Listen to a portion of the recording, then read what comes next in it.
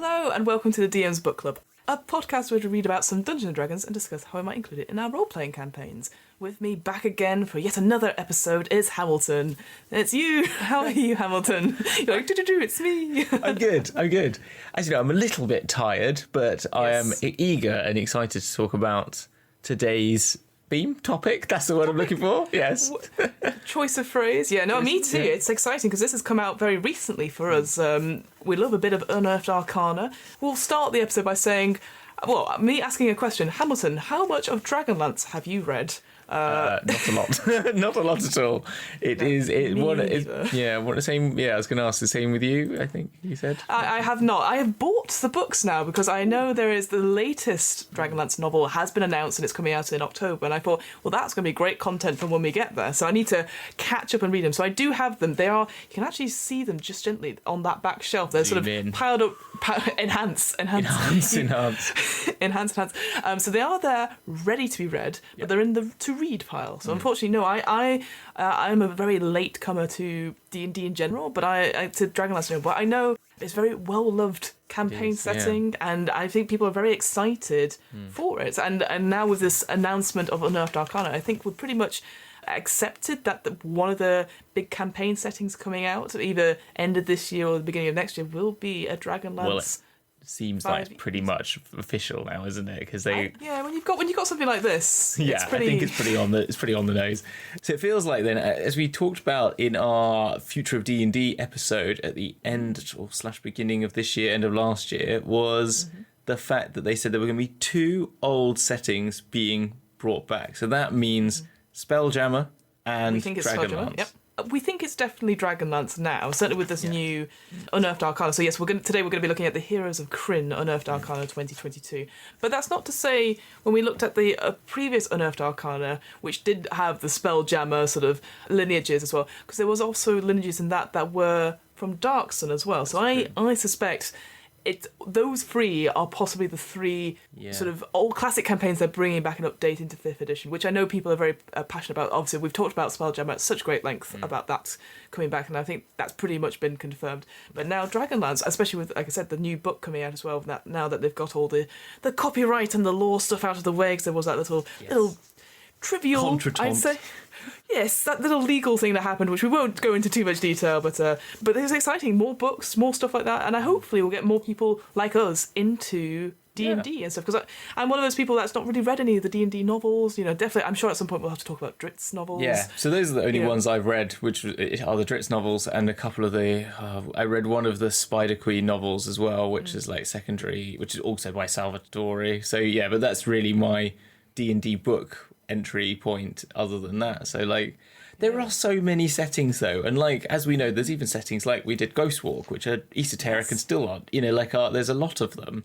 We've done stuff like Tolus recently for a bonus episode, which is all Monty Cook, which was used to create, basically it was like, what if we just made a setting that would just try and break all the rules? So it's such a massive campaign setting, which now has been updated for 5e. I guess going into this, obviously we're saying at the top, we're not experts on Dragonlance, so don't expect this to be a reference fest and all knowledge for us about Dragonlance itself. But also I think it's a good jumping off point to see if it's something you'd be interested in running a game of it, or taking some of these ideas. Because I think in the, again, very short Unearthed Arcana, only about 6 pages, there's actually some nice ideas in there that isn't in the main game. I'm sure we'll come to sort of the new subclass for sorcerers. I'm like, oh, actually I quite like that as a result. So let's get to it then. Okay, so where do we start? What do we get in this Unearthed Arcana then? What's the 4 or 5 things or 6 things or whatever we get? The 4 or 5 or 6 things we get. So compared to other Unearthed Arcanas we've had, so when we've had, say, the Dragonborns for the new Fizz bands, or the like we said, the previous sort of folk of the multiverse ones, they've all been kind of themed about here are some new lineages, here are some themed dragon themed stuff. Here it's clearly that it's a very short collection of things. So in this document we've got 1 new lineage, which is the Kender, got 1 new subclass, a sorcerer subclass called the Lunar Magic subclass, 2 backgrounds, so the Knight of I've already forgotten what it is, the Knight of Solamnia. There you go, Knight of Solamnia and the Mage of High Sorcery, and then we've got a couple of feats as well. So it's a little bit of it's just it feels, compared to the previous Unearthed Arcanas, it does feel like a more of Wasn't the Strixhaven one though a little bit more like that? Because you got Owlin and you got some feats and you got some backgrounds, didn't you, as well? With the mages of Strixhaven, that was definitely more like here are the classes. The Owlin folk was in the folk of the Feywild. Sorry, shifted out there. That was why. You're right. Don't worry. But this is interesting, right? Because I think obviously the thing that ties these wins all together is the fact it's Krynn, it's Dragonlance. I think maybe to some people again like us who don't really know Dragonlance that well, they're like, oh, it's not like, oh, here are like 5 new lineages we can play, or here's a ton of spells or something like that. So it's definitely all themed to be, this is Krynn, this is what you'd expect in a Dragonlance setting. So yeah, okay. I guess we'll start off with the race, the Kender. So in the world of Krynn, Kender are small sort of humanoids that look like humans, but with pointed ears and diverse appearances. Their sort of special sort of USP is that they have this sort of curiosity for going on adventures, big and small. So again, that's that instantly that you are an adventurer, you want to go on these things, rather than being pushed into it, which I quite like. Kind of wanderlust. That sort of... Yeah, and I think not many, other than like halflings that sometimes get that, usually it's like, there's a purpose to my mission, I must go save stuff. Whereas if these people, you could just play them as like, I just want to go on a big adventure, and it's just something I want to do, which I quite like as you don't need a big backstory, like RP moment. You could just start off with that and then come up with stuff later. Yeah, the drive for, exactly. And I like the sort of, well, obviously I'm going to, like the relationship to the Feywild that gives them this sort of like, the connection to the whimsical magic of the Feywild, which is, which, I don't know, just such a lovely sentence really, I guess, and that goes with their curiosity, and I just think that kind of gives you, a bit of role play ideas of how you might play them. That sort of, it's not the sort of wanderlust, but it's more, the whimsy of it I think is kind of more fun. It makes it more kind of, I'm just going along for the ride and let's just enjoy this sort of thing instead of like heroic adventure. Do you know what? That's kind of what I'm getting for. It very much reminds me, I don't know if you've ever read any Douglas Adams' Dirk Gently, because obviously that was the idea like holisticness, that everything's interconnected in some way. And this is what I really felt like. It talks about like how many Kender found themselves falling through gates or portals to other places. Like they just happened to do it because they're in the right place at the right time. They're just, because they did this one thing and they let someone else go before them, they would have missed this chance and yada, yada, yada. It's all these little coincidences, which I absolutely love. Which then goes on to this whole idea of like, they always find like a tool for every occasion that just appears, in their pockets. So there's basically, it's called Kender's Ace. So starting at level 3, you possess a magical ability to pull an item out of a bag or another container. As a bonus action, you reach into a container you're carrying and roll on the table to determine what item you pull out. And you can use this for as many times as your proficiency bonus, and you get them all at the end of a long rest. So it's a nice little... Again, I would see it as a role-play mode. So looking at the table itself, it goes from everywhere between 5d6 gold pieces, a simple weapon of your choice, an item from the adventuring gear table, an item from the trinkets table, your choice of a crowbar or a grappling hook, or an item of choice from the tool table. So they're not like, I pull out the sword of dragon slaying. It's nothing like that. Well, it's like you might need, you normally using a short sword. You realise that you're now fighting something that's in the air, you pull out a bow, something like that. Yeah. It's kind of that sort of thing, like, I need a bow, I got a bow. And I quite like with this as well, because it talks about the objects you pull out. So the object glimmers softly and then disappears after an hour. And this sort of ties into this idea that there's a bit of a suspicion that they're sort of often mislabeled the Kender as thieves, because they just seem to have all the stuff in it and then, it's disappeared, it's gone. And you're like, they must have done something. Whereas I think, again, it's that sort of, I just so happen to have 5d6 gold pieces to pay for this tab, and then you leave, and then suddenly like, hey, your money's it's not real money, it's gone after a little bit. So I like the idea it's like a tool or something for every occasion, but it might not. You've got to get in there and get out. So you can't just. You're not going back to that pub. You're not going back there. Exactly. Yeah, I think that's the thing for me is like, because it does say that you roll on the table, you don't pick. So I was like, I don't know if players would like that too much, because you'd be like, I just need, like you said, I need a better weapon because they're flying up the end.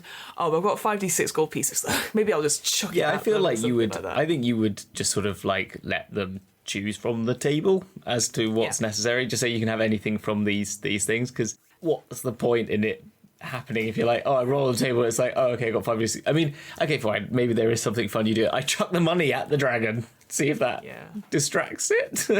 It also doesn't say you could, because presumably you can pull out as many items as you can do it as up to your proficiency level. It doesn't say that you can only have one item at a time. It's not like you pull out something and you go, oh, I need something else, and then it disappears. It's kind of so you could be pulling out. No, which would be hilarious. I think that'd be amazing. But also, like I said, it's not necessarily a game-breaking thing. You're not going to pull out an amazing sword. You're going to pull out something like thieves' tools. You're going to pull out a rope so you can climb up and stuff like that. So it's little things. So it's definitely, for me, it's like a role-play moment or something to make a check a little bit easier to open a door or something like that. It's very cartoony. I quite like it. It's very Acme. Oh, that would be great if you could brand it. Yeah, it's got a brand on it that is like the Kender. Yeah, exactly. The gold coins are actually an imprint of your character's face. It just says Ace on it. ACE. It says Ace. Yeah. Yeah, Ace coins. I love it. The other feature that Kender gets is something called Taunt. So they have this sort of a supernatural ability to hone in on a creature's emotional raw nerves and craft a taunt that flusters the creature. Which again, I just like that idea. It's like, hey you. You suck. It's like, that's my level of insult. You'll it's never very have much artistic talent. You're like, and just Dragon goes, no. Your mother was never proud of you. How did you know? This sort of ability is very much like vicious mockery, I think, but without the damage and without the spell slot per se. So it's the idea that for bonus action, it's someone within 60 feet who can hear and understand you. They've got to make a target's wisdom saving throw or have disadvantage on the next attack roll before the start of your next turn. Useful, good to have, I think. It's and again, there's another bit of fun stuff, isn't it? It's a bit of fun, really. I like it. It's very cheeky, very much like a... Yeah, like you said, again, I see this as a, not to put down on Dragonlance, I'm sure they're definitely very serious characters in Dragonlance, but it does feel like very much like we're just off on an adventure, cheeky chappies, oh god, what do we do? I know, I'm going to insult it and then it won't attack us anymore. Oh no! Well, I've caught it off guard. Yeah, it does feel very Hobbit-like, very sort of halfling-like as well in that respect, yeah. It's a good, I think overall, it's just a fun lineage to try out. I think that it kind of creates it. I think it comes from really, you might use it outside of the Krynn world if you were looking just for a halfling character that had that more of a whimsical nature, basically, isn't it? Really, you're looking for something that's a bit more fun, and you want to play that sort of character. This is a great one just to help give you some mechanics to go with that roleplay, basically. They share that same trait of brave, so they would Kender have advantage on saving throws to avoid being frightened or end the frightened condition on yourself, which I believe halflings do as well. They just don't have that luck condition, perhaps. A luck condition, which is great, to be honest. Not ever running a natural one is... Yeah, as long as you remember it. I always forgot it. I forgot it, and my halfling died because I forgot it. That's how it was. I rolled and I did a 1 when I was trying to do the save and I fell in. Then I realised on my way home, like, oh, for fuck's sake. I was like I can't roll once. I didn't even realise. Go back to the table. I can save myself. I think compared to other races we've seen recently, other lineages we've seen recently, which have been like very much like, here is a rabbit folk, here is an owlin, here are creatures we would maybe consider monstrous, but they're not. They're also folk as well. I think now it's like, oh, and here's Kender, and you're like, oh, they are something that we recognise because we've seen them, other parts of them elsewhere. Yeah. So did we get the gnome, the alternative gnome for Spelljammer? They didn't bring that out, did they? In that Spelljammer one, they did the auto gnome, but they didn't do. The gnomes of Spelljammer have a variation as well, don't they? The M, it's got an M and an M in it. I can't remember how you pronounce it. But they're consistently chaotically creating things kit bashing basically everything together, and everything kind of, it's a bit like an orc in 40k sort of thing. Yeah. I don't believe they've released a specific lineage for that kind of gnome. I think they might just be like, hey, so gnomes like in this setting are a bit like this. I imagine that's something similar that would come out when they do the Spelljam, which is like an alternate of a gnome, but it's basically, it's still, as in, it's what it's doing is it's changing the sort of like characteristics of the sort of emotive and like their sort of, which is, it's good. It's that sort of playing more on the role-playing aspect of it and more on the sort of, the sort of attitude. I guess what's interesting as well with the Kender stuff, just off based on that, there isn't anything like you're proficient in this skill, which sometimes you do get if you're, say for example, a dwarf. Like sometimes they're like, oh, you get proficient in history checks about stonework and all that sort of thing just because you're a dwarf. There's nothing like that here. These are all talents that you could use, have a role play ability for, or you roll in combat. There isn't anything else that's like you're skilled in this thing and this thing. So that's the first time I've seen that here actually. So. Yeah, it's kind of interesting, and I feel like when it kind of made me think that you could, if you wanted to develop the sort of lineages even further away from sort of like traits of your personage, your actual lineage, but actually gave more, background, sort of done it. But it would be interesting if they actually altered lineages away from actually stat-based information. They just purely were, that's just your lineage. We took away, and actually the mechanics-based stuff was just more based on your personality. Do you know what I mean? And actually that's kind of what this Kender does. It's like, I want to go for that kind of personality. And maybe you don't need to be what would be good is if we just got rid of the fact that needs to be a Kender. Do you know what I mean? That maybe we could look.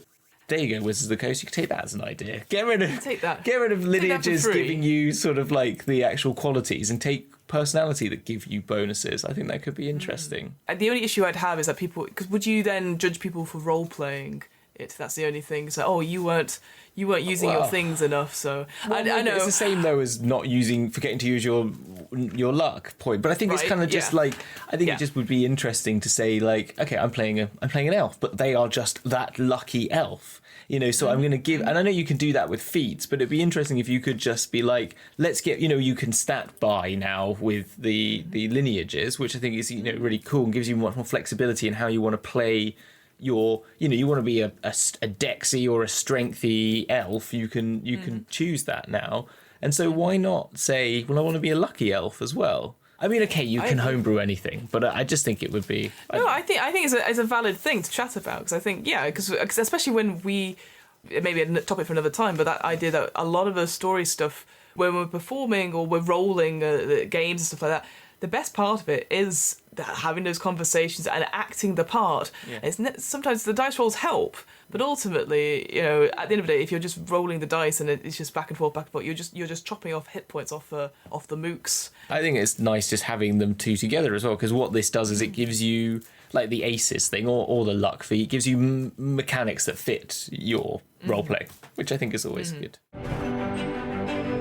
Why don't you introduce us then to the sorcerer's subclass? Okay, you said this was your favourite, right? So I want to hear I really enjoyed. I mean, as I mentioned in our other show, I played a paladin of Saloon, so I was kind of I like the moon. I think it's cool. The moon's cool. Hey moon. I'm a night owl over a day walker, I guess, in some respects. So yes, it's an interesting subclass. I like sorcerer. I've never actually played a sorcerer properly. I've built a sorcerer because I've built pretty much a million characters for the heck of it. Haven't we all? Exactly.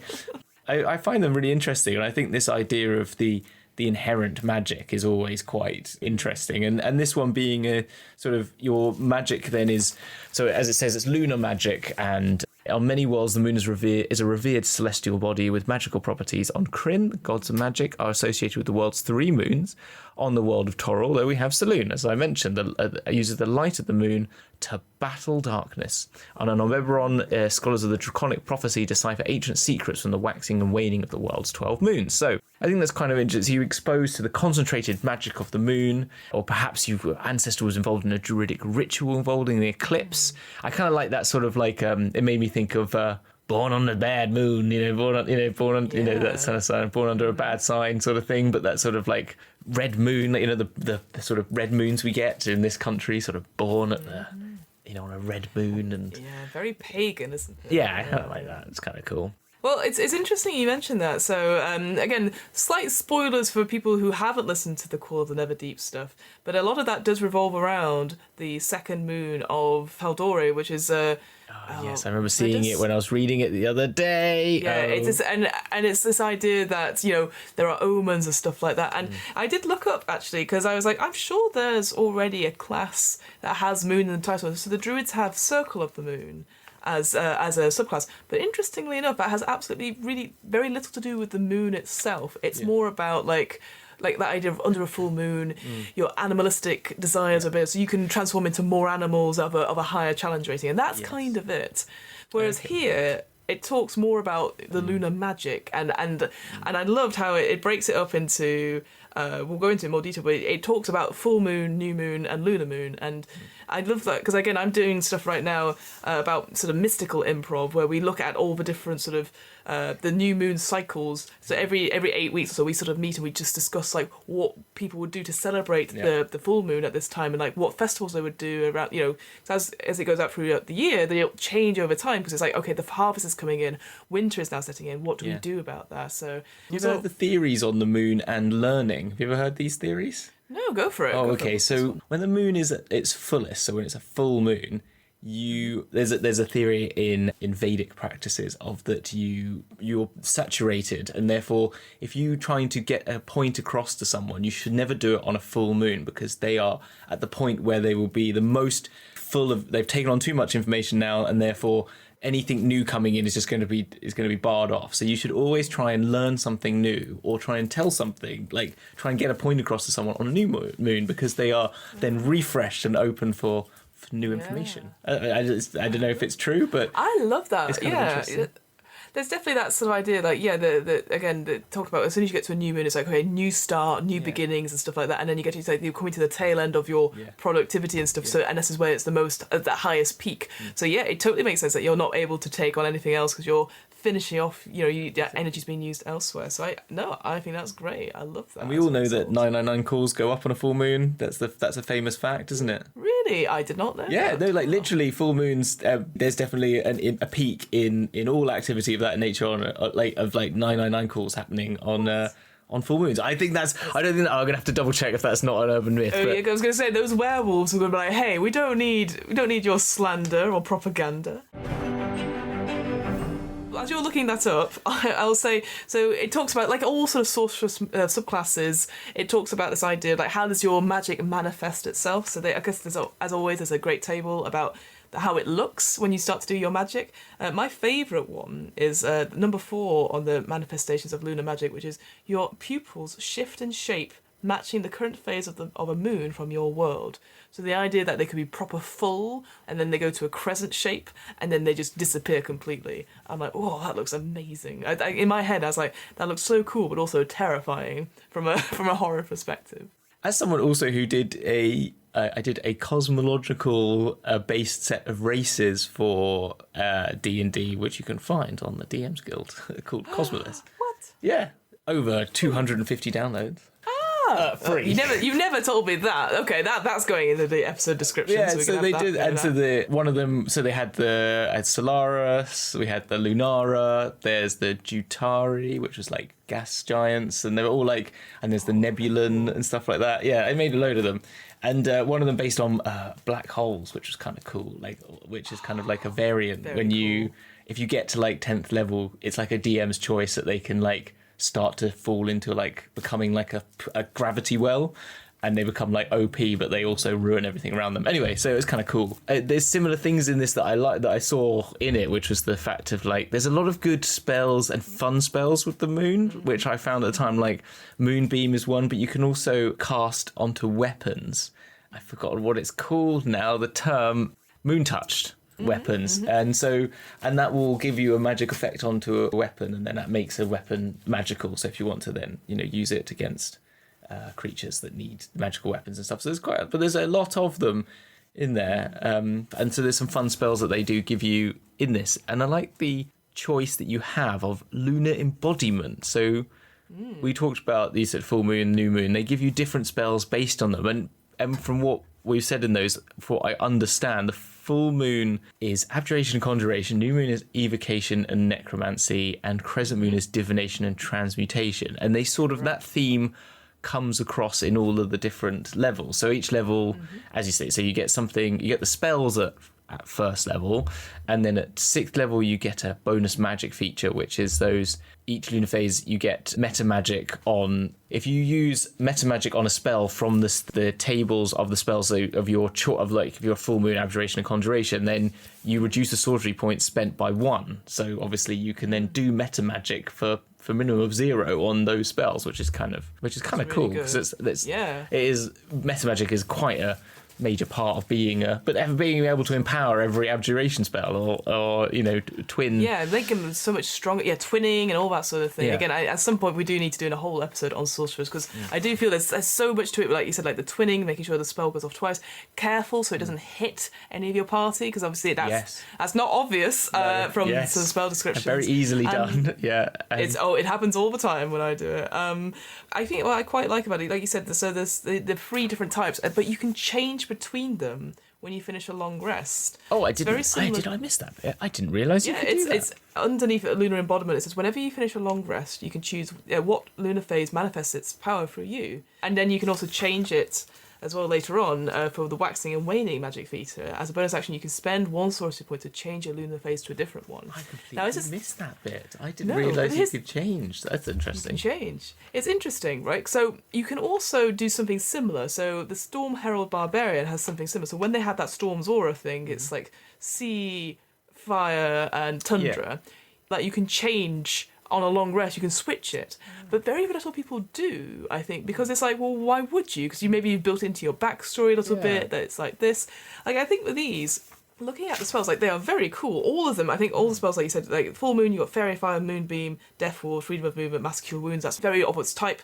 And then New Moon spells, which are a bit darker. We had that sort of talk about necromancy. So you got Dissonant Whispers, Bestow Curse, Ebbard's Black Tentacles. Yeah, cool. Great, I love that.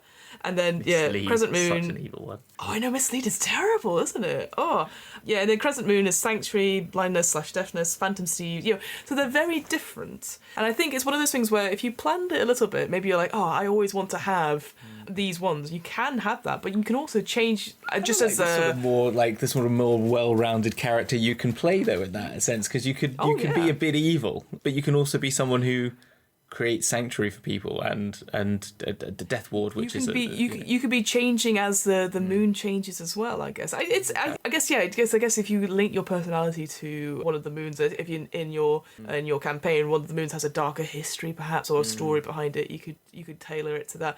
But I guess it's kind of up to you. It would be something if a player really wanted to do this, just chatting them through with it, because it's that sort of thing where for me as a player, I like Path of Least Resistance. I like playing my character. I don't need to do lots of prep for it. Whereas I know like with certain classes, like I'm thinking druids at this point and maybe paladins, you have to pick your spells long rest wise. You might not change it at all, but sometimes you're like, certainly for druids, I can imagine you're like, okay, this is coming up. What spells should I prepare just in case? And it's just, I didn't prepare that one spell, So I can imagine you just switch it. Well, that's the thing. Now I'm thinking about that Lunar Empowerment, which is the 14th level one. Like, all right, we're going to be stealthing in. I'm New Moon today because I want that advantage on Dex, and I want when you're in dim light or darkness, attack rolls of disadvantage. So you're like, well, we're going to go. I mean, we're going to go fighting non-magical beings in, and getting into a castle tonight. Well, you're going to just do that, aren't you? 100%. And then pretty much, right? Yeah. Then you enter in Barovia, you're going to just Crescent Moon it, so you have resistance to necrotic damage. That's what you're going to do. Radiant damage, yeah,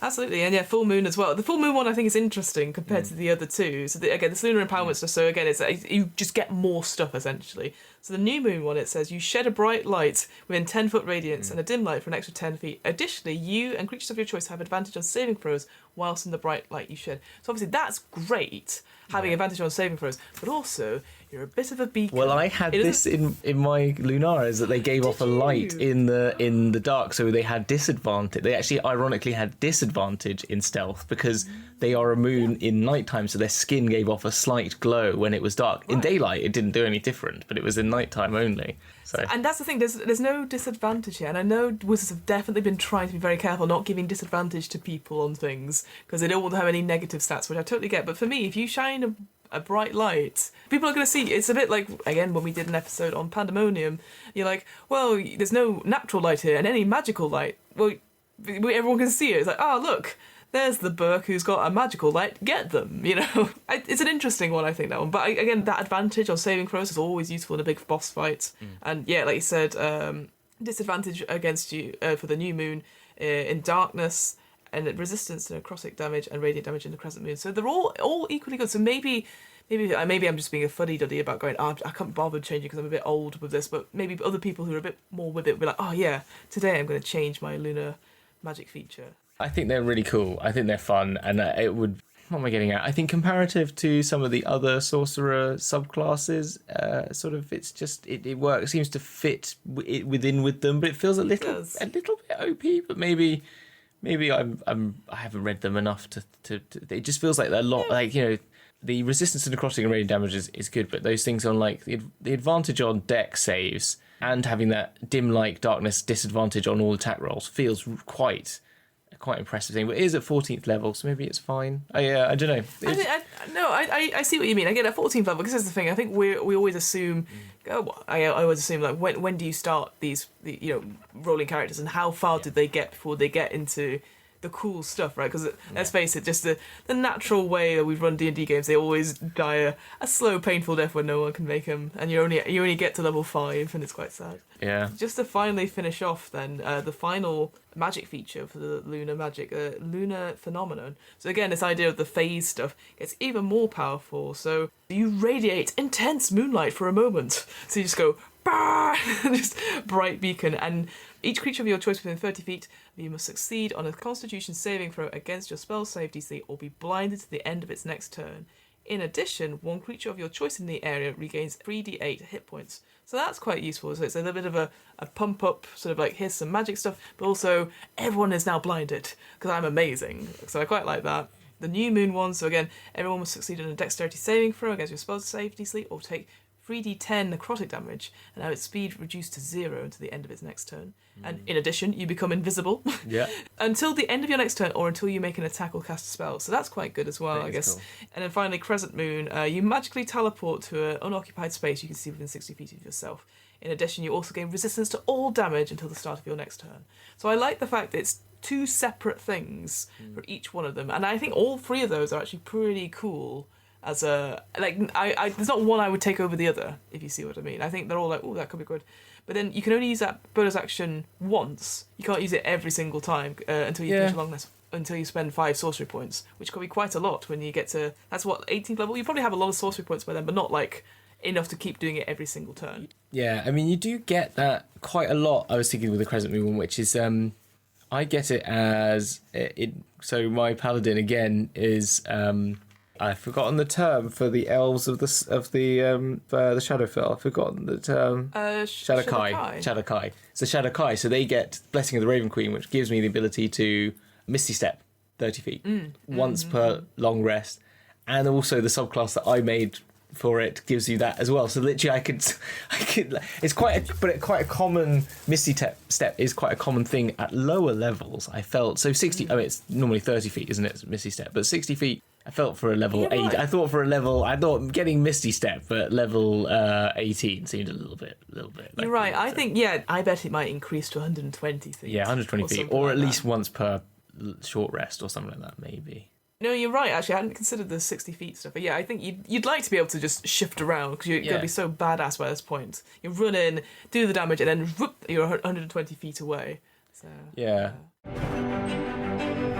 So then what comes next? The backgrounds then, is that right? Yes, the backgrounds. So we have 2 backgrounds, and these are clearly very tied to Krynn and to Dragonlance. So we have the Knights of Solamnia, which is that idea, again, you train as a valorous warrior. And it's this idea of strict rules guide your every action. You work to uphold them and strive to defend the weak and oppose all forms of evil. Your honour is as important to you as your life. So it does feel, again, to the uninitiated like myself, very paladin-like. Yeah. Just without the god element in it or the faith element in it. So it just feels like one up maybe from fighter, but it just tied to a certain thing. In this you get what I would call generic skills in a sense of athletics, survival, one type of musical instrument. I thought that was interesting, but maybe that's a thing that maybe they play a lot of music and it's probably in the books. I don't know. Maybe. Yeah. Is it going to be that sort of thing where Aragorn, Gimli and Gandalf are all smoking and Legolas is the one that's singing and you're like, oh, of course, there's always some bugger that sings. Yeah, someone's got to do Wonderwall by the campfire, haven't they? Hey, here's Wonderwall again. A language of your choice, and an equipment, an insignia of a rank. And yeah, it says here, this is the first time I've ever seen this actually with the backgrounds, because so for a lot of stuff, they've started doing, obviously, it's like anyone can be anything. That's great. But sometimes you're like, but I want to create a certain type of character. I've got a story in my mind, I've got a backstory, but what class should I go with it? Yeah. This is the first time I've ever seen this where it goes, any class or subclass with a martial prowess would be a good fit for this background. Here's some examples, but also, if you fancied playing a bard, try a bard with this. Or Javelin, Bishop. Yeah. And I just was like, or a barbarian with Path of the Zealot or something like that. And I was like, I like that. Because, sometimes you're like, I want to create this idea for a character, but I don't know what would work. And there's that sort of mixture of like, not that you would deliberately make a bad character unless you're told otherwise by the DM. So you're doing silly one-shots. But this feels like you've got some choices. Here's some examples to try out and just give you a bit of guidance so you just narrow down your options. It's a nice idea, actually. I did enjoy that as well. And I thought, I like the idea of, as you said, for the more unusual take, for the D&D connoisseur, I sort of read that as for the sort of esoteric, I just kind of like that saying. Because they did it a little bit in the Strixhaven book itself. Yeah. They did say anyone can be a mage of Strixhaven, because obviously they did it pretty much completely away without Unearthed Arcana saying it's just for wizards and sorcerers and bards and whatnot. They said anyone can do it, but if you're wondering, a barbarian might want to do this with this college and stuff like that. So, but they only did it very, very briefly. So I wonder if it was a quick rewrite, and then this is deliberately gone, right, people want this. We want to give them a little bit of guidance. And we really like that, because I like the fact that everyone at Strixhaven had a bit of magic with them. And I actually also think that post that as well is that any campaign you wanted anyone to have a bit of magic. You felt like the world is a magical world in your homebrew campaign. It's a really great system. Yeah, I know we always end up going, we really like this. Yeah. Again, I just want to just call out a few things from the table. So we've got obviously a personality trait table and a trinket table to sort of really personalise it. And my favourite one on the personality trait table is number 4, going, I joined the Knights for the free meals, but the lessons grew on me over time. So I like to say I came for the food, but stayed for the history.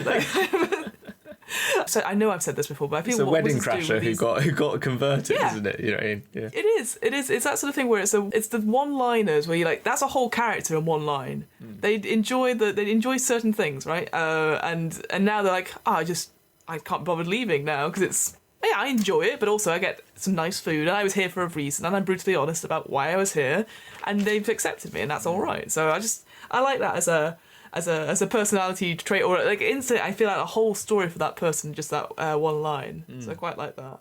I actually kind of skim read them, so I'm glad you pointed it out. That's very good. That's okay. Because I think sometimes we do skim read them a little bit. Like, so going on the trinkets table, for example, there's one which is the top one, number 1, is a flat silver disc you record your heroics on. So instantly I think of that as a bit sci-fi in a way, but almost like a captain's log type thing, and it allows you to monologue and to role play that, and maybe again, depending on how you're playing this character, you maybe are being a little bit liberal with the truth. So today's activities, I helped all of the party, I led them to victory, and they're just like, we are here, and they're like, quiet, I'm recording my notes. I actually had it in my mind that because it's all the musical instrument thing, that it's like one of those. They've also got one of those LP recording systems, like that in the where you put a flat. I thought it was like a silver disc, and then you get your little thing down, you record into it.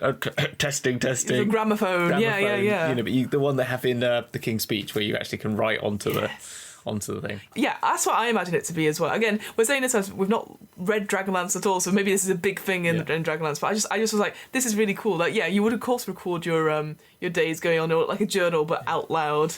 I definitely assumed it was that rather than writing on a small. That's what. That's what I see. But maybe I don't know if that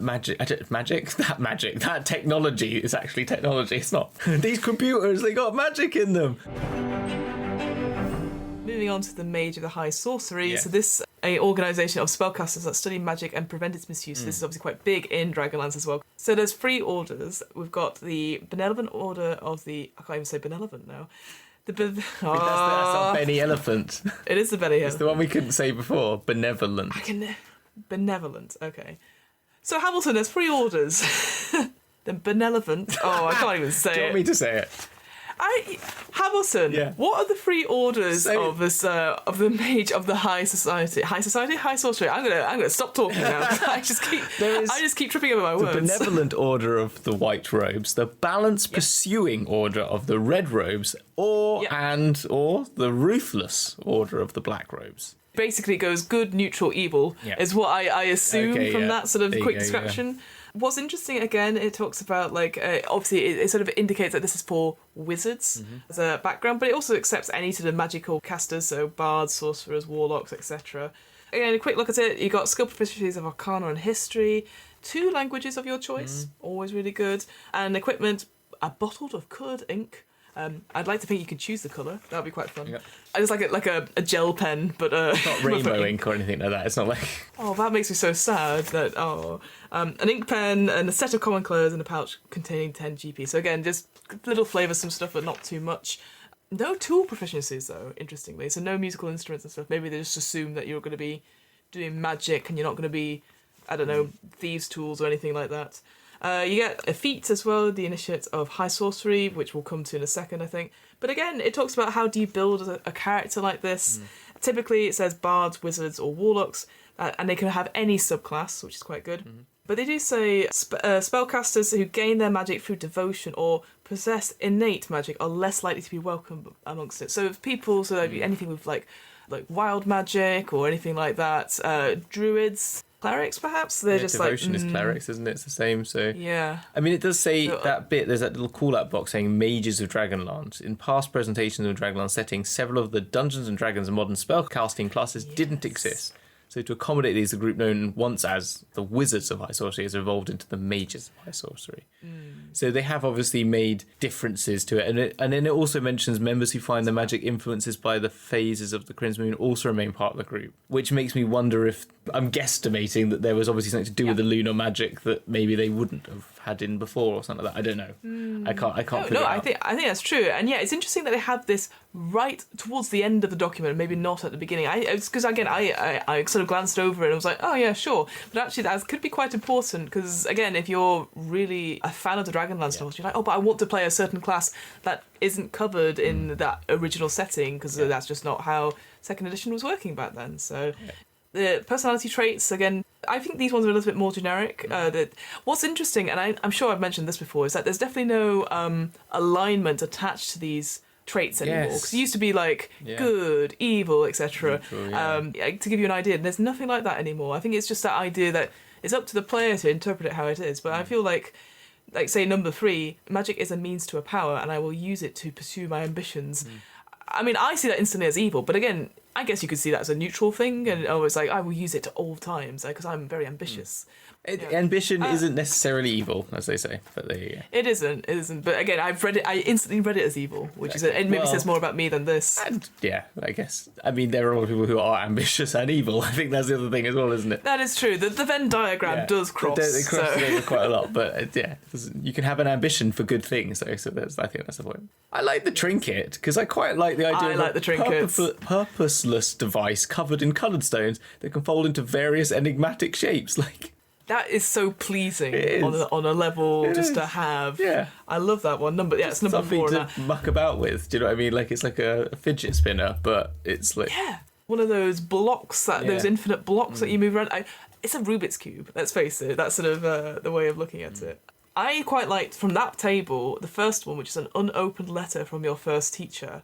Because I feel that, again, there's a lot of role-play stuff with that, and it instantly gives you a relationship to someone, and you can make it like, is it this or that? And it's unopened. Why is it unopened? Do not open until, open upon my death or something. I don't know, or like, still haven't read it. Or you're frightened to open it because you don't know what it says, and it's been 20 years, and it just, I don't know, it says something benign or something like that. But there's one at the end, number 6, a lens which you can look through to see the invisible moon of Krynn, which I was like, oh, what would you use that for? But I love that idea. Well, let me check on the moon. You look it up and go, oh yes, it is waxing now, or it's waning now. Exactly. And then one day you go, someone's waving. What? I was like, what? Those are the two backgrounds. I mean, your initial thoughts? I know, just reading over them, they're quite short. Yeah, I mean, the backgrounds, aren't they? I mean, they're more specific backgrounds. I think backgrounds we've had in the past have been very much, and I was listening to Derek on How Not to DM talking to James Intracasso about how he got started in DM's Guilding, and he started with backgrounds, and he made a really interesting point, which I've made some backgrounds myself, and the thing that I've done with backgrounds is trying to make them much more focused on things, because they can be just a bit generic as his point, you know, and I kind of agree with that. It's like, I once was a soldier, I once was a cook, you know, chef or something like that, you know, whilst these, and there is folk hero and stuff like that, but I think there's something kind of more interesting that it becomes something more particular, and something more, you know, like the Strixhaven ones and like these ones where they give you something within the world and they're specific to that. And obviously you can always flavour a basic one, but I think there's I think more of this sort of stuff. Again, the DM's Guild is out there and there's lots of great stuff already, but I'm interested in more of this sort of specifics. I wonder if, though, maybe if there is a Dragonlance setting coming out, there's going to be a ton of history about those two particularly that are going to be elsewhere in the book. Yeah. Sounds like it. So maybe that's why there's not as much here on it, perhaps. Yeah. But yeah, I completely agree. I completely agree with that. Finally, wrapping us up, we've got the feats. Yeah. So it's interesting because they've got, again, a nice little table at the top to tell you how many feats there are. Because you're like, oh god, there's so many of them. But actually, there's only 10. 2 of them are which you get with one of the backgrounds, so either the Initiate of High Sorcery or the Squire for the Knight one, and then from there you can build up. So there's like 3 that are related to the Mage one, 3 related to the Knight one, and then 1 which is just called Divinely Favoured, and then Divine Communications, which build on top of that. Yeah. So it's interesting that in order to have these feats, again, maybe something I haven't noticed before is that in order to get later feats, you need to have the initial feats first. I've never seen that before. Did it do it in Fizzbands? Yes, they did it in. They did a series of dragon, so you can get to like dragon sight and stuff like that, didn't they? They had that ability. You had feats that you could get bestowed upon from the dragon. Yeah, yes, exactly. Gifts. And then you gain those feats additional each time till you got to. Now I'm saying Fizzbands, or it might be in the Fizzbands compendium I read, but it's in one of the other. I can't remember. That's the annoying thing. I might do a quick. Have a quick Google, but I think that's fair. That for me, because like I'm always a big fan of having like taking feats as and when, you know, instead of taking it as the ability score improvement, but also not having unless it's, I guess it's one of those things where I wouldn't need, if I wanted to get a certain feat, I don't want to rely on another feat to get there. I don't mind if it's like, oh, you need to have a certain strength score or anything like that, because that's like, okay, that's a mechanical thing, okay, fine, but like, oh, because I didn't choose this earlier on, I now can't get this. I don't know, there's something a bit different about it for me for that, for example. I think I'm getting confused with the draconic gifts, potentially. Okay. I think so. Yeah, I have to go back. I think that's what I'm getting confused about. But that's the thing, it's very similar, right? I think it's that idea that you build upon certain gifts and stuff. Like maybe it's been influenced on this as well. Yeah. I'll just sort of jump ahead. So the Initiate of the High Sorcery one. So you choose one of the 3 moons of Krynn, each of which is associated with a distinct type of magic. So the Black Moon, the Red Moon, or the White Moon. And you learn a cantrip and 1 level 1 spell based on the moon you choose, as specified in the table. Again, it's a nice way to get some other spells, but also flavour it in a way. I think it's interesting because obviously with the Lunar Magic subclass, you switch between moons or phases of the moon, and then now you've got a moon that you have to dedicate yourself to. Again, maybe it's just because I would feel a bit overwhelming for me. Just like there's a little bit of admin going, okay, I can't change this one, but I can change this one. Well, you wouldn't then, would you? It feels like you would then feel like it would make sense that you wouldn't change the moon. Yeah, looking at it, like the... but then actually, no, but they're different, because the other one is, this is the moon, the other one's on phases of the moon. So they're not... Yeah. So actually it is separate. This is the thing, so there is that, but if you look, for example, at the top one, so the Black Moon, for example, that is all about sort of necromantic and evocation magic. So you got like Chill Touch, Mage Hand, and Vicious Mockery, and then choose one that is they are of level 1. They do have a relationship, so that's already, don't they? Yeah. Yeah, and then you go, okay, so we've got the Black Moon, and I'll then take the New Moon phase, because that's all about that, and then you change it. It's like, for me, it clashes a little bit. I'm with you on that. I agree with that. That's the only thing. That's the only thing I think, because otherwise I would just be like, well, I'll just keep to the same phase, which is a shame, I think. So I don't know. That's the only thing I was like, oh, but just because you had this before. But again, you have to be apprentice of the High Sorcery, so you have to have that background. The Esquire one, I can't say the last name, so I'm avoiding it. I quite like this. So you gain proficiency in medium armour, martial weapons. You gain advantage on saving throws made to avoid falling off a mount. And it's an interesting one, because I don't know how often I have mounts in my combat or anything like that, or use them. No. I don't know. Like maybe again, Dragonlance. Maybe you always have a mount with you, or you. Well, you're riding on the backs of dragons with your Dragonlances, aren't you? Because you got the back of a good dragon. That's what we know about Dragonlance. It's all about riding them dragons. And you also get something called Encouraging Rally. You can see another creature within 30 feet to make a saving throw, and you can use your reaction to inspire them. If they can hear you and understand you, they gain advantage on the saving throw. Which makes you think this Always bardic good. thing is coming back again, because they had their musicians, so maybe they've got a little bardic trait, these knights. Oh, it does feel very bardic, doesn't it? Yeah, no, I hadn't spotted that. But again, you can only use it once per long rest. Come on, get up! Fight the good It fight. is but a scratch. And then divinely favoured. So Yeah. a god has chosen you to carry a spark of their divine power. You learn thaumaturgy and 1 level 1 spell based on the alignment of your character. Bringing back alignment after not mentioning it at all, doing away with it. But again, I think it's an interesting one. So if you're evil, you choose a warlock or wizard spell. Yeah. Good, a cleric or wizard spell. Or neutral, a druid or wizard spell. Evil. Basically, they've just said that warlocks and wizards are evil, clerics and wizards are good. Oh, and druids are wizards. Oh, they're sorry. I just. Well, no. But that's the thing, right? Because again, it's that unspoken thing of like, well, are warlocks evil? And they're like, no. But we've mentioned that there might be evil here. I do think it's interesting doing away with alignment for most things, like not even in the traits tables and stuff like that, and then you bring it here. Yeah. Interesting. It was interesting. I think what I would do, instead of making it tied to a class, you would tie it to a school of magic instead. So evil necromancy, perhaps. You know, that's the only thing I could think of. But even then, I'm not 100% on it. I've got to be honest. I was a bit, not shocked, but I was like, that's an interesting... It is an interesting point, isn't it? It was just kind of, I thought I was just being a bit glib about it, but it is interesting that they have... Yeah. This is when actually I think alignment isn't well placed.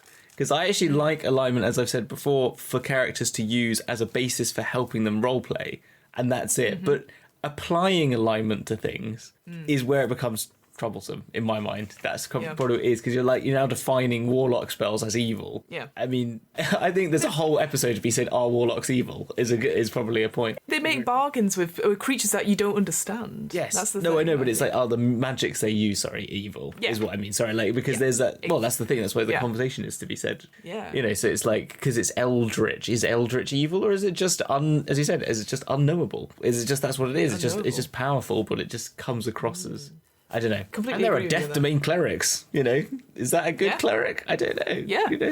Yeah, the life and death stuff. I mean, again, we've seen it in Strixhaven recently, the Witherbloom stuff. So, I know we're going, interesting, constantly, but I think it is interesting. Agree with each other in this sort of like, it's weird. Yeah, we're both very passionate about D&D and we also agree with everything.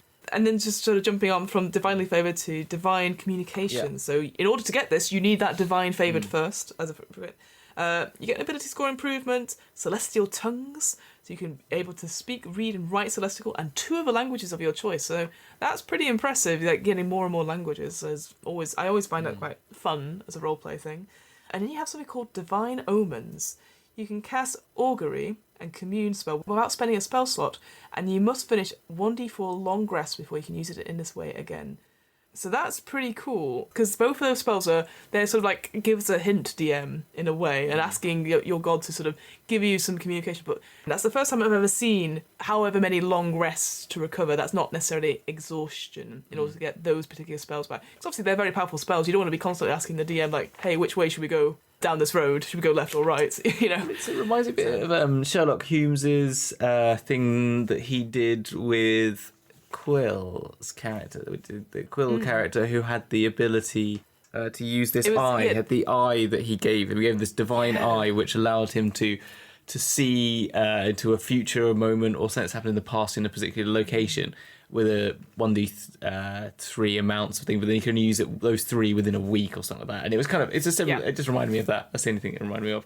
And it worked well. Yeah, and it was a bit game breaking, but in a quite good way and in an interesting enough way. And also, I think that's because that's the difference between that, because I know exactly what you mean, and that was, it had some really cool roleplay moments. I really love that as a thing, is that it was a magic item rather than a feat. Oh yeah, no, of course se. it was. It just that but that's the thing. I feel like for me that's justified. It's a magical item. You're all going to find magical items in this. Whereas it's like I could just do this, not willy nilly, but like this I can was just a do magical this item that was attached to his body. Do you know what I mean? As in, it was his. Oh eye. yeah. It was his. That's all I'm saying. Sorry. So it kind of was more innate than But I agree with what you're saying is that having a staff that can be nicked and that can break, and there's always sort of those things. Whilst this is my feat, you're not really getting rid of that, are you? And And then just to quickly sort of round off, so the other sort of the Knights one and the Adepts one, what's interesting is that they have, and again, maybe it's just me, but I've never seen this before with feats, so for each of them they have sort of a two-part things that you get. So the first one is usually either for the Adept ones you get some sort of spell that is related to a second spell level of your choice, but it has to be from certain schools of magic. For the Knights one, it's usually like a spell increase, a modifier increase. Yeah, what I was looking at. wasn't it? Was the one of them, and proficiency, all that sort of thing. Yes, increase scores or gain proficiency and stuff.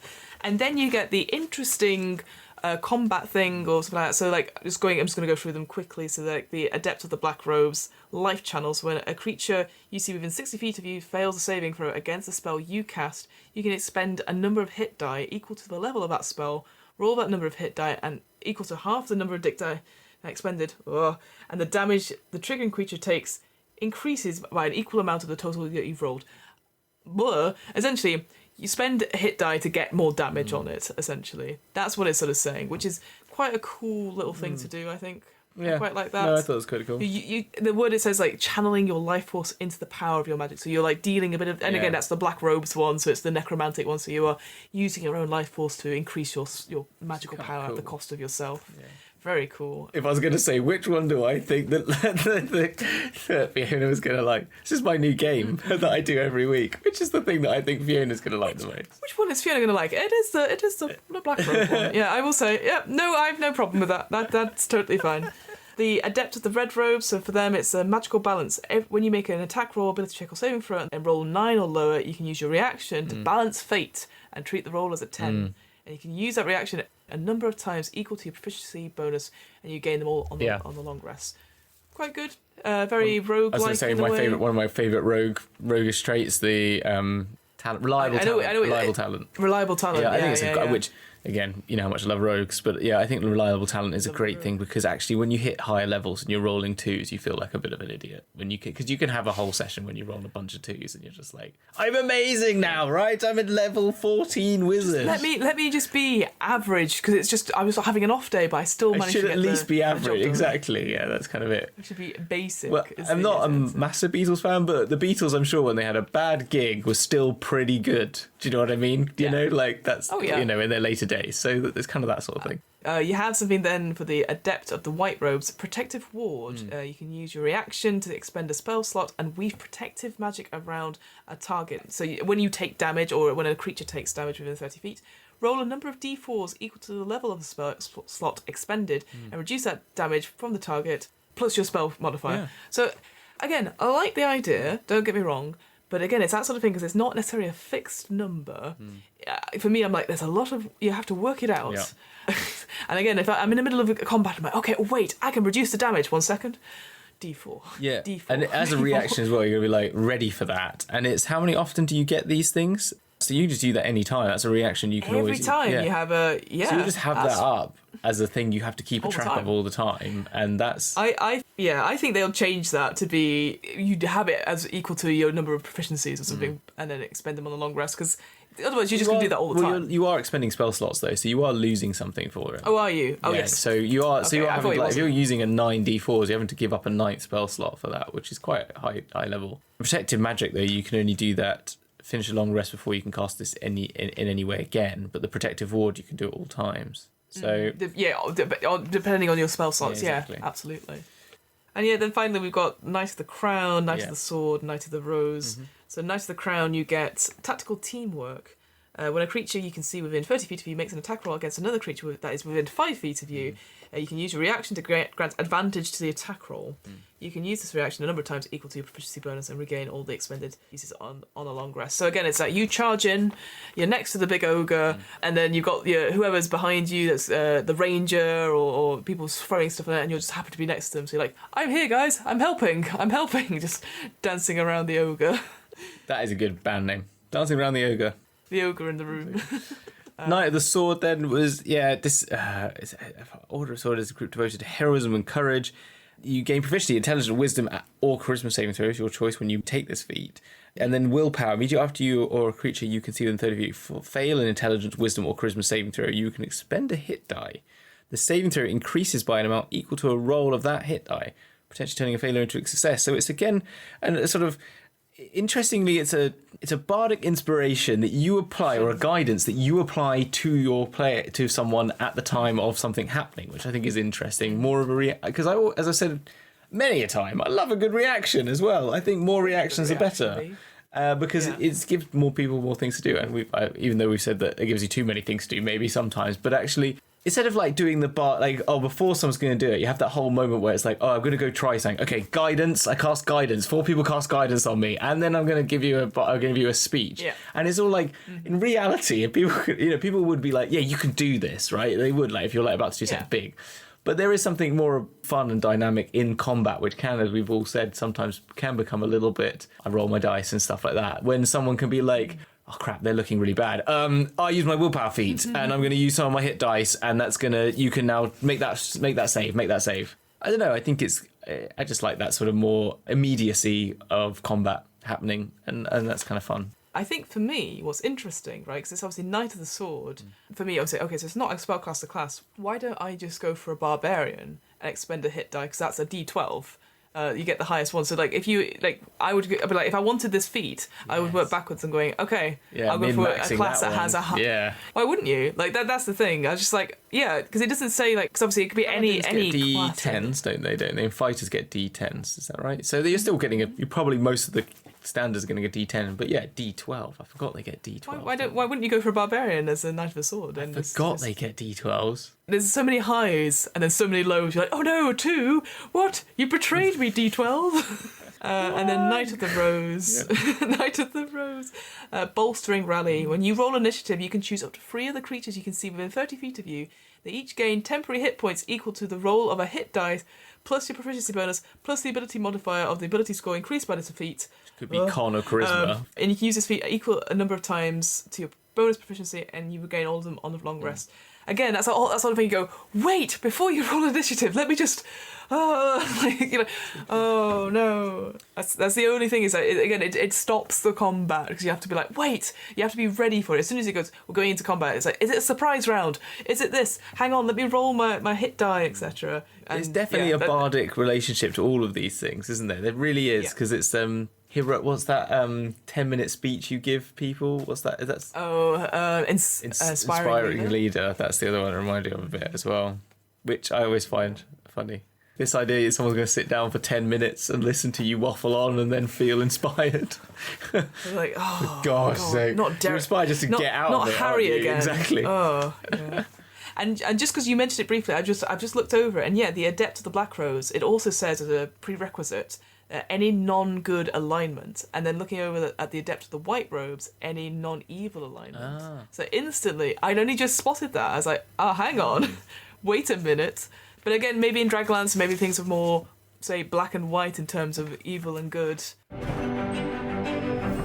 there you go. Like, again, a 6-page document on Unearthed Arcana. Some interesting stuff in there. I definitely would be keen to use some of those feats. I'm not a big fan of the prerequisites per se, but maybe that's just me. I just like trying them out and having a go with them per se. It's very old-fashioned D&D actually. Yeah. Very, again, the sort of prerequisite bit, because that's kind of it's prescribing it. But I think in some ways, some areas I'm not 100% keen at. Some ways I see what they're trying to do is make it more not min-max, but they're trying to make particularities. But I think the great thing is, and something that we all realise is, don't have to listen to the prerequisites. You can just chuck them in the bin. So even though they've done it, you can just be like, yeah, so what? I would say, none of the prerequisites, I would say, again, just through us briefly looking through it, are game-breaking, that if you did the higher one, then it's like, oh, you've ruined, in quotation marks, your character. You've ruined the game. I don't think that's true at all. I think you could just do that. But yeah, I think I'm looking forward to seeing what this Dragonlance stuff, what it's all about. Yeah, I mean, I am a little bit. I'm going to be honest. I'm actually going to be very honest. It's never really fully appealed to me. And the fact that when I was in the 2E world, I never grabbed hold of it. I'm going to take the time to look into it more, but it's not one that I'm as excited about. I'm more interested to learn more about Dark Sun and Spelljammer, which was incredible. So I'm going to give it a try. I'm not someone that's not going to be like, oh, I'm not interested. But I'm just saying, out of all of the ones, I was like, oh, okay. It's just a bit more, it just seems to me another fantasy setting. I guess, yeah, because obviously I think if you're already a fan of it, you're going to be a fan of the campaign setting. You know, people have been asking for it, to be fair. And if like, I was quite excited when I saw the new release of the book. So I was like, okay, this could be my jumping in point and see what all the fuss is about. Which is, it sounds like derogatory. I don't mean that at all, because it's something I do want to get into reading the novels and stuff. But the big takeaway from all this unearthed arcana, I think, because there's lots of stuff coming out, is that some of the stuff isn't going to be for everyone. Like, I know some people didn't like the Strixhaven stuff. Some people didn't like Wild Beyond the Witchlight and all that sort of thing. But that's okay, because there is stuff for everyone else. I think it's just like what I liked about those was giving you more of something different that adds a layer onto it. Whilst this, I don't know, maybe this. I think this is great because, but it's a very particular story, and that's what this sort of Unearthcana shows. Really, is that this is actually giving you. Even though it's giving us interesting new ways of looking at things, like, I think that it's also, like, we're talking about the Kender and stuff like that, and how that could lead to something more interesting further on in terms of, but I think, it feels like it's just like, this is something for people who are interested in that world and giving you that world. And I'm going to say, I'm going to say a little bit like the Critical Role books coming out. I'm interested in it as an adventure. And of course, I like the show, so I'm interested in the books. But someone who's not interested in Critical Role would come to that, I imagine, and be like, it's just a homebrew setting for D&D that's not really, being in the most positive way possible. It's not giving you anything completely different to D&D on the scale that something like Spelljammer is doing. Do you know what I mean? I think we can all hopefully agree that's the case. I enjoy it, and I really think the world is incredible, but it is just another homebrew world. It's not D&D in space. It's not Planescape, which is like the world cosmology. It's not Dark Sun, which is post-apocalyptic. You know what I mean? I feel that's kind of all I they had the big genre. Well, it's not Ravenloft. It's not, that is horror. It's not. Exactly. It's just another flavour of a high fantasy. And as we've discussed many times, sometimes high fantasy isn't the thing for you, and that's totally okay. So I think that's great, and I think we shouldn't then not have any of it. I just think that's why it's not. For me, I always like something a bit. I'm always up for the new. But maybe that's the thing, and if we round off this episode, I think this is the thing, right? Is that there's been a lot of cries for, like, we want to see stuff like Spelljammer updated for 5th edition. We want to see these things. But maybe it's that sort of thing, was like, are we focusing too much on the past? Maybe we should go off and make our new stuff. Because the Kender as well, again, sorry, jumping a little bit here, as far as I'm aware, they're not appearing in the Folks of the Multiverse book, Mordekainen Presents. And I assume, because that book's out a little bit earlier than whatever it will come out from this, but also it deliberately takes races that aren't necessarily tied to a particular setting. So I feel that the Kender are only going to be in a Dragonlance setting, or like, because it makes sense for them to be there, if you see what I mean. So that kind of is a bit like, oh, okay, like, because what would make Dragonlance appealing to new people who haven't read the books. So far, just because we've done so much in terms of like homebrew stuff and looking at stuff, I will certainly say, nothing much. I don't feel the urge to be like, I'm going to go play Dragonlance stuff. Maybe once I've read the books, maybe I'll completely change my mind. And I'll say that. That's exactly it. I think it's that. It's going back again onto your point of like are we looking back too much? I think too much. I think it's true, right? I think with Spelljammer and I would have said with Planescape, if they did it, was that both of those are expansions on the world that we've already got. Yes. Because they take the world that you know and give you the extra additional layers. Like the Spelljammer just gives you the space of the world you're in. So it's like an expansion of that. It feels like an expansion mode. And you could argue then if you go to Spelljammer, then you can go to Krynn World, and then Krynn is an expansion of that. But what I'm saying is that it feels, it's not like adding a whole new layer of stuff on top. And that's what I think, like, why I always feel they should do the Planescape thing, because everyone says, oh, they've got planes in it. But the point is that it gives you all this, and you can do it like I'm doing it. You can just read the books, but it's adding that, fleshing out the world that we've already got, which is kind of interesting. Yes. Kind of I think it's always good to add more rather than reinvent the wheel. Maybe. But again, just say no. Yeah. But I mean, I'm sure, like I said, I'm sure when it comes out eventually we'll do our own review and go, oh, this is amazing, and we'll change our minds. Exactly. Yeah. Overall, I think from going up forward, I wonder if we're going to see more Unearthed Arcana like this, which is not here's all these lineages. Here's this. It's going to be connected to settings. It feels coming like up. we're going to have to see something about this new setting, the new setting, which is horror inspired again, as we know, because it's yes, there you go. happy fight. Yeah, I'm doing my Mr. Burns impression, going excellent. Yeah, it was a very good one, actually, indeed. Yeah. Brilliant. What a way to end on it. Thank you, Hamilton, for dealing with me going, what is this Unearthed Arcana? I guess quickly to round off, because I know we've spoken at great length. What is happening with you? What new shows are happening? You've no idea. Oh no. Things are happening. So many things are happening, but I don't know what we can talk about, what we can't. There's still Dragon's Duel's Shattered Realms ongoing. Darkest Timeline is actually back on track again, and that will be starting again. We've had a couple of weeks off, and we were going to have a break to do a game show, and that fell through. So we're going to have 2 weeks off, but we'll be back, and I think that's really going to start ramping up. So we've got one episode where it's all a little bit chill, and then the next minute it's going to go. We've had like a few episodes of it was all like in the abyss, and then everyone was sort of chill, and then it's like, right, now we're going to get to the end game. Well, we're in the abyss and it's chill. That's a sentence I never thought I'd ever hear aloud. What's that? So The abyss wasn't chill. We had the abyss and then it was chill. Yes. Oh, I thought you said we were in the abyss and it was chill. That's what I heard. No. And I was like, we were in the abyss and then it was chill, and then it's not going to be chill. I'll believe. How about you? How's where? Where's where? Where is where? Where's who? What? Where? Hey. That's the first time I've ever done that joke. That should be perfect. It's like, who? I know. What setting are you doing? Where? Who's playing in it? In where? I can't believe it's taken me 4 years to get to this point. I know. It's terrible. Anyway, where? So what am I rolling? It's a twice monthly RPG one-shot podcast, which I host every so often.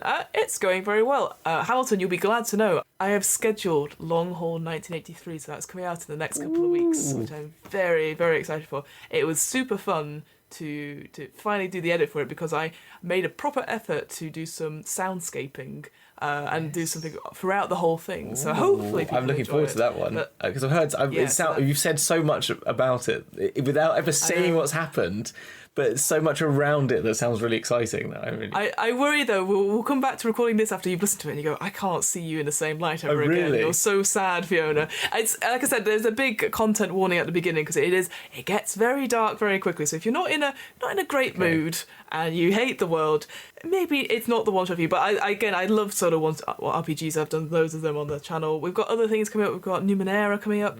I'm hoping to run a game of Paranoia coming up, because I love Paranoia. I've tried that recently and I'm hoping to do that. And yeah, we're all ticking along essentially, and that's it. Really, as always, we have our 10% offer code off.